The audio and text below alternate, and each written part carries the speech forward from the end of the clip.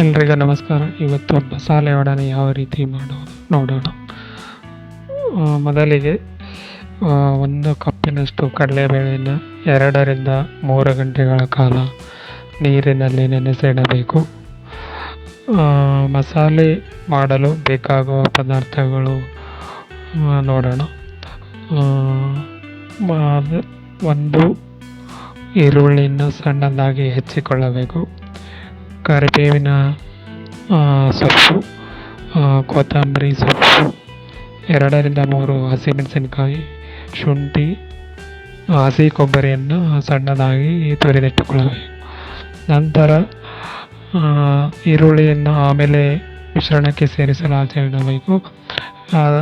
ಮಿಕ್ಕ ಪದಾರ್ಥಗಳನ್ನು ಮಿಕ್ಸಿ ಬೌಲ್ನಲ್ಲಿ ಹಾಕಿ ಸ್ವಲ್ಪ ಜೀರಿಗೆ, ಕೊತ್ತಂಬರಿ ಪುಡಿಯನ್ನು ಸೇರಿಸಿ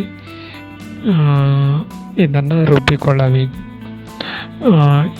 ಈ ಮಸಾಲೆ ಪದಾರ್ಥಕ್ಕೆ ಸ್ವಲ್ಪ ನೆನೆಸಿದ ಕಡಲೆಬೇಳೆಯನ್ನು ಹಾಕಿ ಇನ್ನೂ ಅರ್ಧವನ್ನು ನಂತರ ರುಬ್ಬಿಕೊಳ್ಳಿ. ತುಂಬ ಸಣ್ಣದಾಗಿ ರುಬ್ಬಿಕೊಳ್ಳಬಾರದು, ಸ್ವಲ್ಪ ಬಿಡಿ ಬಿಡಿಯಾಗಿದ್ದರೆ ಚೆನ್ನಾಗಿ ಬರುತ್ತೆ. ನಂತರ ಈ ಮಿಶ್ರಣವನ್ನು ಕೊತ್ತಂಬರಿ ಮತ್ತು ಉಳ್ಳಾಗಡ್ಡಿ, ರುಚಿಗೆ ತಕ್ಕಷ್ಟು ಉಪ್ಪನ್ನು ಸೇರಿಸಿ ಚೆನ್ನಾಗಿ ಕಲಿಸಿಕೊಳ್ಳಬೇಕು. ಕಲಿಸಿದ ನಂತರ ಚಿಕ್ಕ ಚಿಕ್ಕ ಉಂಡೆಗಳನ್ನಾಗಿ ಇಲ್ಲಿ ತೋರಿಸಿದ ಹಾಗೆ ಮಾಡಿಕೊಳ್ಳಬೇಕು. ನಂತರ ಈ ಉಂಡೆಗಳನ್ನು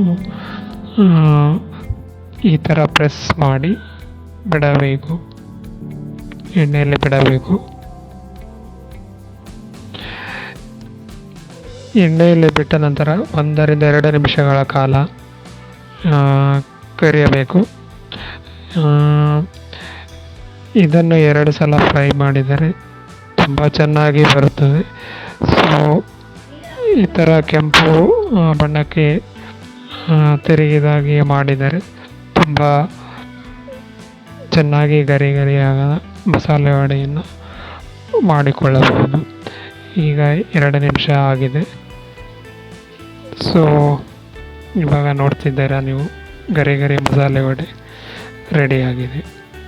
ಒಂದು ತಟ್ಟೆಯಲ್ಲಿ ಹಾಕಿ ಈ ಥರ ಸರ್ವ್ ಮಾಡಿಕೊಳ್ಳಿ.